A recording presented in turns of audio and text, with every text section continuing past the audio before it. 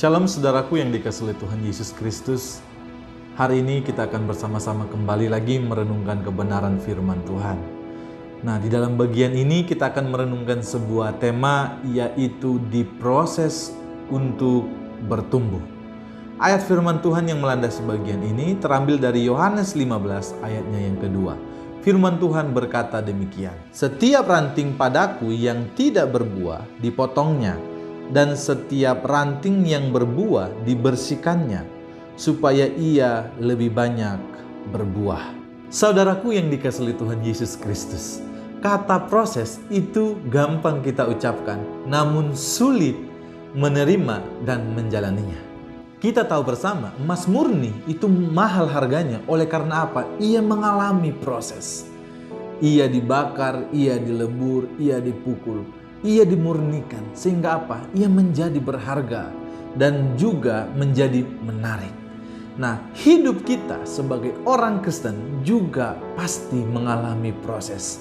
Siapapun dia, maupun dia mengenal Tuhan, walaupun dia tidak mengenal Tuhan, tentu di dalam kehidupannya ia akan mengalami proses Tuhan. Maka saudaraku yang dikasihi oleh Tuhan Yesus, masa-masa paling sulit di dalam kehidupan kekristenan adalah ketika ia mengalami proses Tuhan, pembentukan Tuhan di dalam kehidupannya.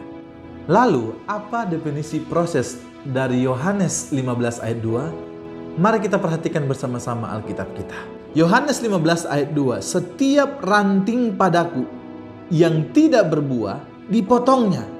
Bapak Ibu garis bawahi kata dipotongnya. "Dan setiap ranting yang berbuah dibersihkannya, supaya ia lebih banyak berbuah." Garis bawahi juga kata dibersihkannya. Maka dari itu, definisi daripada proses dari ayat ini adalah ketika dipotongnya, dibersihkannya segala sesuatu di dalam kehidupan kita yang tidak berkenan di hadapannya. Lalu untuk apa kita diproses oleh Tuhan? Ada 3 jawaban, saudara. Yang pertama, supaya kita lebih menghasilkan banyak buah. Yang kedua, supaya kita lebih dewasa di dalam Kristus.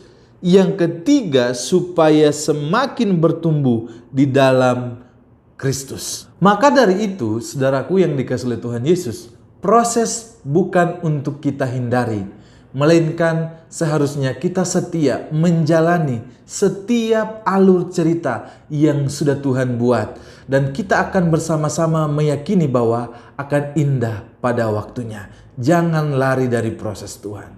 Yang kedua, proses terjadi supaya kita semakin dewasa di dalam Kristus. Yang ketiga, proses terjadi hanya untuk memurnikan kita, supaya kehidupan kita semakin hari semakin berkenan di hadapan Tuhan. Tuhan Yesus memberkati kita semua. Shalom.